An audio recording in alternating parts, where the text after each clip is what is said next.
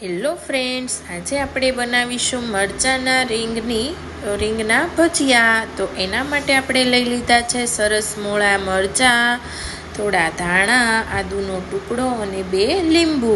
હવે આપણે આ મરચાંની રીંગોમાં પતલી પતલી સ્લાઈસને આપણે કટ કરી લઈશું. બધા મરચાં વ્યવસ્થિત કટ કરી નાખવાના છે. પછી કોથમીરને પણ આપણે ઝીણી ઝીણી સમારી લઈશું.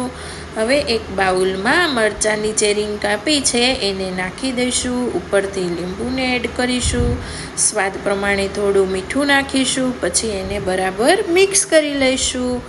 મિક્સ થઈ જાય પછી એમાં આદુનો ટુકડો ખમણી લઈશું.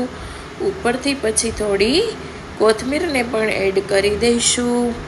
કોથમીર એડ કરીને પછી આપણે એમાં ધીમે ધીમે બેસનનો લોટ ઉમેરતો જવાનો છે. પછી આને હળવા હાથે મિક્સ કરવાનું છે. બહુ વધારે પડતું દબાવીને મિક્સ નથી કરવાનું, નકર આ મરચાં કુમળા હોય તો રીંગ તૂટી જશે. હવે આપણે તેલ ગરમ કરવા મૂક્યું હતું, એમાં આપણે આ રીંગોને નાખી દઈશું.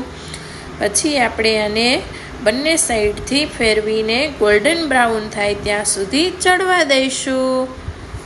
તો હવે આપણી મરચાંની રીંગના ભજીયા તૈયાર થઈ ગયા છે. ચાલો મિત્રો.